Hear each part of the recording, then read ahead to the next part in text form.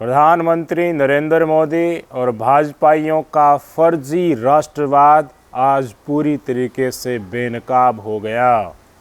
मोदी जी ने कई साल पहले एक स्टेटमेंट दिया था ना कि सेना का जवान जितना साहस रखता है उससे भी ज़्यादा साहस एक व्यापारी रखता है। उन्होंने अपने इस कथन को अपने तीसरे कार्यकाल के शपथ ग्रहण समारोह में सिद्ध कर दिया। दो चेहरे आपके स्क्रीन पर देख लीजिए। पहला चेहरा ये है general Anil Chauhan ji, chief of defence staff, और ये चेहरा जनरल मनोज पांडे जी, हमारे चीफ ऑफ आर्मी स्टाफ यानी कि सेना अध्यक्ष। मोदी जी का जिस दिन शपथ ग्रहण समारोह चल रहा था उस दिन उन्होंने अपने कथन को प्रैक्टिकल लागू कर दिया, यानी कि सेना के जवान से ज़्यादा साहस एक व्यापारी रखता है, तो व्यापारी उनके नज़रिए में ज़्यादा साहस रखता है तो उनको ज़्यादा तवज्जो दी जानी चाहिए। यही हुआ। अनिल अंबानी, मुकेश अंबानी और बॉलीवुड के सितारों को आगे बैठाया गया और पीछे बैठे हैं हमारे सेना अध्यक्ष और सीडीएस। आपकी स्क्रीन पर ये तस्वीरें जो दौड़ रही है, जिसके नज़र में ये वाक्य आता है वो भारतीय जनता पार्टी और प्रधानमंत्री नरेंद्र मोदी के फर्जी राष्ट्रवाद को लेकर सवाल उठा रहा है कि क्यों तुमने व्यापारियों को ज़्यादा तवज्जो दी। हमारे सेना के अधिकारी जो उच्च पोस्ट के ऊपर बैठे हुए हैं उनसे ऊपर सेना में कोई नहीं है। एक सीडीएस है, एक सीओएस है, यानी कि एक सेना अध्यक्ष है जनरल मनोज पांडे जी और जनरल अनिल चौहान जी।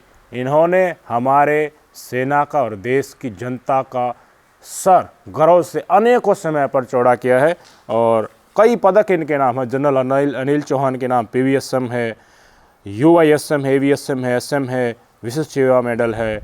और general Manoj Pandey ji PVSM, AVSM, VSM और एडीसी से सम्मानित हैं, इन पदों से सम्मानित हैं। अपने जीवन का ज़्यादातर समय हमारे इन बहादुर जाबाजों ने हमारी भारत माता की रक्षा के लिए दे दिया गया। और आज इन्होंने जब निमंत्रण के तौर पर इनको बुला लिया गया वहाँ पर शपथ ग्रहण समारोह में, तो व्यापारियों से पीछे बैठाया जा रहा है।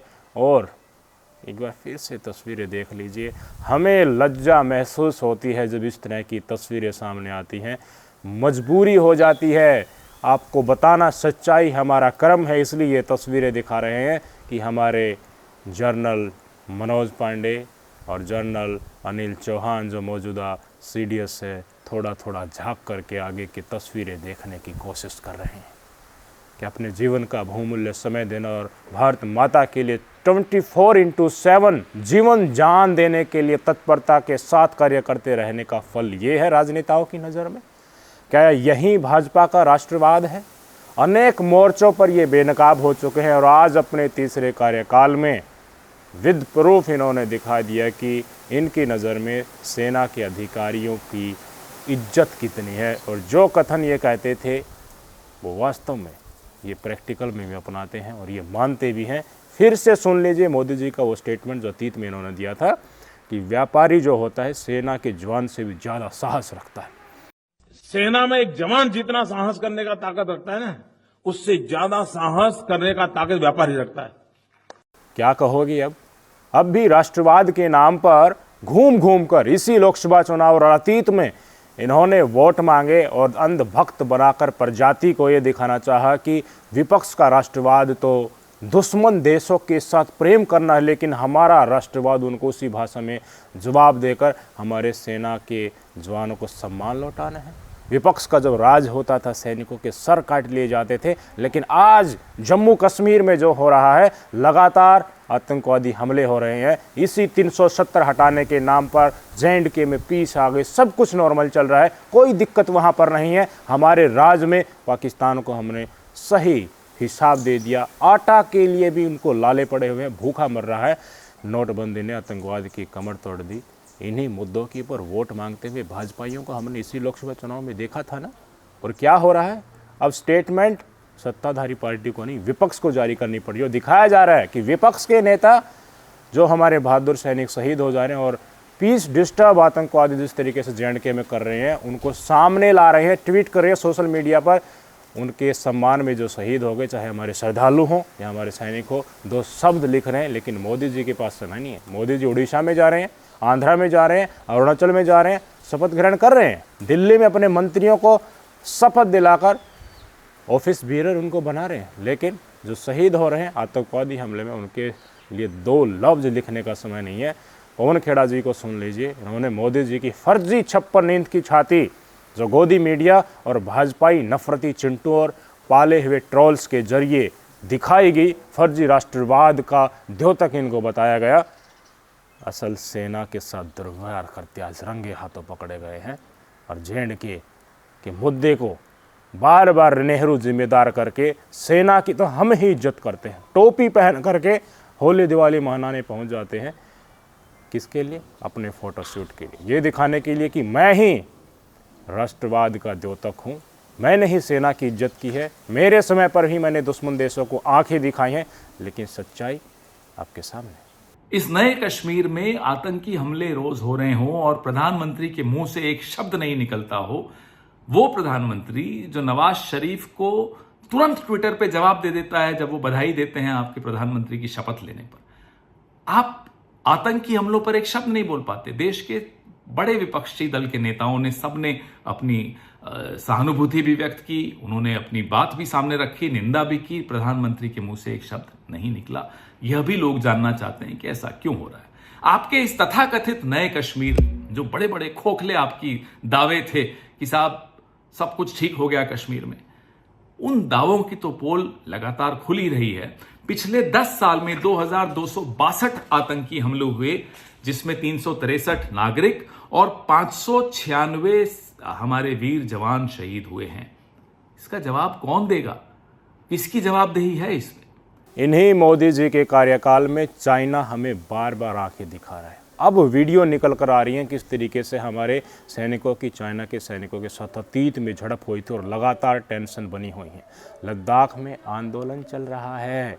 सोनम वांगचुक जी ने अब चुनाव प्रचार के दौरान, जब लोकसभा चुनाव हुआ, इस दौरान अपना अनशन स्थगित कर दिया, लेकिन उन्होंने फिर से 28 दिन का आमरण अनशन, भूख हड़ताल करने का ऐलान कर दिया। उनकी मांग है लद्दाख की तरफ ध्यान दे ये सरकार, और वो मार्च भी करने वाले थे। आप सबको याद होगा, बॉर्डर की सिचुएशन दिखाने वाले थे कि किस तरीके से चाइना ने हमारे महत्वपूर्ण पार्ट्स के ऊपर कब्जा करके गांव बसा लिए और इंफ्रास्ट्रक्चर लगातार बनाता हुआ नज़र आ रहा है। मैप में हमारे क्षेत्र जो अरुणाचल प्रदेश के हैं और बॉर्डर एरिया है, उनको अपने एरिया के अंदर दिखा रहा है चाइना की इतनी हिम्मत, और ये किसी से छुपा नहीं है। इन्हीं मोदी जी के कार्यकाल में गांव के गांव अरुणाचल प्रदेश में बस चुके हैं। ये मैं नहीं कर रहा, भाजपा के अरुणाचल प्रदेश के सांसद हमारी लोकसभा में कह चुके हैं, मीडिया के दौरान बयान देने के दौरान कह चुके हैं। कहाँ गई लाल आंखें? कितना आंकोगे इनके राष्ट्रवाद का? जो सेना के अध्यक्षों का, जो तीनों सेनाओं के मुखिया हैं, चीफ ऑफ डिफेंस स्टाफ, उनकी इज्जत नहीं कर सकता, उनको मुख्य पंक्ति, सबसे अग्रिम पंक्ति में बैठा नहीं सकता, तो क्या उनकी बहादुरी का क्रेडिट ये देंगे और क्या उनके मन में उनके प्रति संवेदनाएं और इज्जत होगी? राहुल गांधी और विपक्ष नेता ठीक कहते हैं। अब तो यही लग रहा है कि ये पूंजीपतियों की सरकार है और ये पूंजीपतियों के गुलाम हैं। अगर पूंजीपतियों के गुलाम नहीं होते तो अग्निवीर स्कीम लाकर हमारी सेना के साथ दुर्व्यवहार नहीं करते। और यही भाजपा ही कह रहे थे, अग्निवीर रिटायर हो जाएंगे तो उनको भाजपा कार्यालय की सिक्योरिटी में नौकरी दी जाएगी। ये तुच्छवाणी भाजपाइयों की ये दिखाती है कि सेना के जज्बे को कितना कमतर ये लोग आंकते हैं। सेना की नौकरी एक नौकरी नहीं है। जान हथेली पर 24/7 लेकर हमारे बहादुर सैनिक चलते हैं, और न्योछावर करना पड़ जाए तो प्राण बिल्कुल भी नहीं हिचकिचाते। तो उनको जो अग्निवीर बनाकर तुम भेज रहे हो, पहले तो उनकी इज्जत तुमने अग्निवीर बनाकर ही मटिया मेल कर दी, और रिटायरमेंट वहाँ पर आने के बाद निकाला 4 साल के देने के बाद नौकरी से दे दिया जाएगा, तो उनको भाजपा दफ्तर के कार्यालय में सिक्योरिटी ऑफिसर के तौर पर उनके सिक्योरिटी गार्ड की नौकरी करवाओगे तुम। घिन आती है ऐसे लोगों को जो आज कुर्सी पर बैठकर हमारे सेनाओं की बेइज्जती कर रहे हैं। अग्निवीर स्कीम को लेकर इस देश की जनता ने रोष दिखाया बताया इनको, वोट की चोट दी, हरियाणा जैसे राज्यों में ये हाफ हो गए। वेस्टर्न उत्तर प्रदेश के और बिहार की जनता ने और महाराष्ट्र की जनता को समझ में आ गया कि बेरोजगारी सबसे बड़ा मुद्दा है, तो इनको बताया कि अग्निवीर को ख़त्म करो। इनके सहयोगी भी थोड़ा थोड़ा बोल रहे हैं, लेकिन ये भाई साहब ऑफ नहीं कर रहे। तीसरी बार कुर्सी के ऊपर बैठ गए। जनता का जनादेश कुछ था, ये दिखाता है कि ये टस से मस होने वाले नहीं हैं। और आज जब ये तस्वीरें निकल कर सामने आ रही हैं तो कोई भी गोदी मीडिया वाला, कोई भी नफरती चिंटू एक लफ्ज़ भी नहीं बोल रहा। ज़्यादा हम आवाज़ उठाएंगे, बात आगे तक जाएगी तो इनके नफरती चिंटू जो भाड़े के ट्रोल सोशल मीडिया पर पड़े हुए हैं वो कहेंगे कि ये तो प्रोटोकॉल है। कांग्रेस के राज में भी तो यही होता था, नेहरू के राज में भी तो यही होता हो या नहीं होता हो, लेकिन ये चीज़ें निकाल कर ये सामने रख देंगे, ऐसा वक्तव्य दे देंगे। लेकिन प्रोटोकॉल तो यही कहता है ना, सबसे पहले हमारे सेना के सेनाध्यक्ष, जो सेना के मुखिया हैं, तीनों सेनाओं के हेड है, उनको भी प्रथम पंक्ति में न बैठाओगे तो किसको बैठाओगे? अनिल अंबानी, अनंत अंबानी, अडानी जी आगे बैठे हैं मुख्य पंक्ति में, और हमारे सेना के बहादुर जवान झांक कर देख रहे हैं कि आगे शपथ ग्रहण समारोह कैसे हो रहा है। हर आदमी आज बेइज्जती महसूस कर रहा है, चोट यहाँ लगी है। इतना ही नहीं, कितना राष्ट्रगान, राष्ट्रगीत और राज्यों के राष्ट्रीय जो भी सॉन्ग होता है उनकी इज्जत करते हैं, ये भी तस्वीर दिखाना चाहूँगा। कल कई राज्यों में लगातार शपथ ग्रहण कर रहे थे, आंध्र प्रदेश के बाद उड़ीसा में, उड़ीसा में सरकार बन रही है ना इनकी। उड़ीसा का राज का, उड़ीसा स्टेट का राष्ट्रीय गीत चला, मोदी जी बीच में ही बैठ गए। अमित शाह जी ने उनको उठाना पड़ा कि महाराज उठो, ये जो गीत चल रहा है, ये गान जो चल रहा है, ये पूरा नहीं हुआ है, आप गलत समझ लिया कि आपने ये पूरा हो गया और आप बैठे, उठो और पूरा जब तक न हो जाए तब तक खड़े रहो। तस्वीरें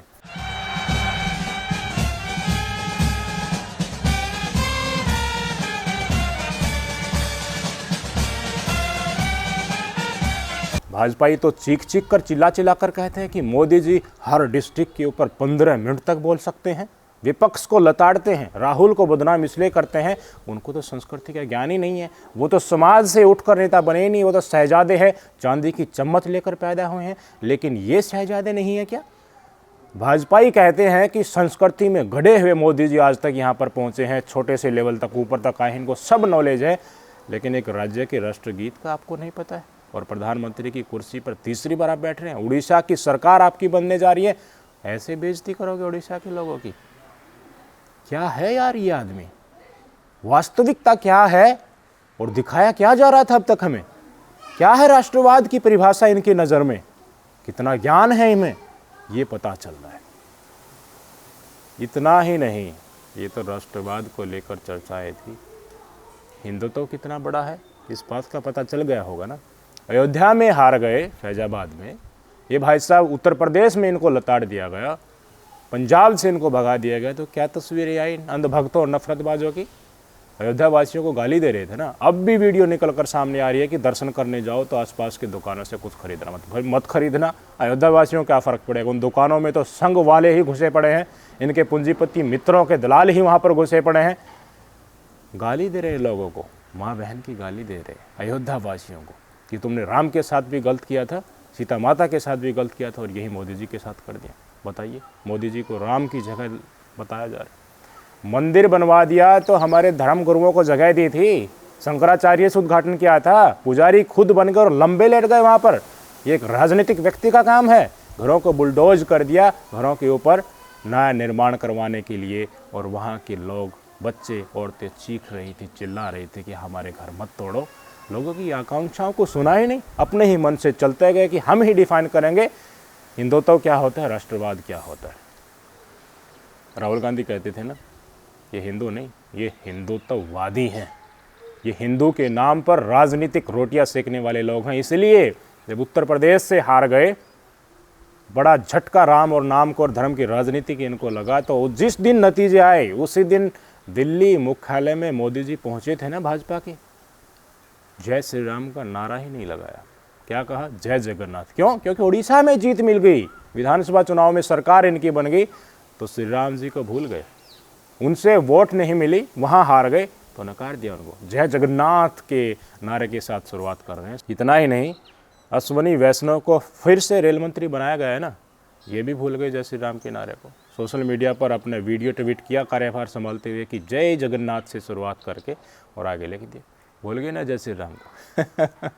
ये इतने बड़े हिंदुत्ववादी हैं, आप समझ लीजिए कितने बड़े राष्ट्रवाद और कितने बड़े हिंदुत्व के पुजारी हैं। ये सब कुछ बेनकाब है, तथ्यों के साथ सबके सामने है, आंखें खोलकर देखने की ज़रूरत है। बहुत शर्म लग रही है हमें वास्तव में, और देश की जनता जो इन तस्वीरों को देख रही है कि एक पूंजीपति, एक व्यापारी आगे बैठा हुआ है और उससे कहीं पीछे झांक कर हमारे सेना अध्यक्ष और सीडीएस को देखना पड़ रहा है कि आगे क्या कार्यक्रम चल रहा है। ये राष्ट्रवाद नहीं है मोदी जी, ये आपका पूंजीपतियों की गुलामी की प्रायचिकता है जो आप देश की जनता को अनेक मोर्चों के ऊपर दिखा चुके हैं। जय श्री राम का नारा पहले बहुत देना, राम मंदिर के दर्शन कराएंगे फ्री में। कर्नाटक चुनाव के दौरान अमित शाह जी कहते थे ना, लोकसभा चुनाव के दौरान 370 के नाम पर एक भी भाजपा प्रत्याशी ने वोट न मांगा हो, ये हो ही नहीं सकता। कश्मीर में शांति आ गई, अमन चैन आ गया। मोदी जी के कार्यकाल में इतना अमन और चैन आ गया। देखिए अब क्या हो रहा है वहाँ पर, श्रद्धालुओं को गोली मारी जा रही है। 9 श्रद्धालु जिसमें बच्चे भी शामिल हैं, उनको मौत के घाट उतारा जा रहा है, गाड़ी खाई में गिर जा रही है। हमारे सेना के ऊपर हमले हो रहे हैं। 4 दिन में 4 बार आतंकी हमले हो चुके हैं और मोदी जी के मुख में लफ्ज नहीं है।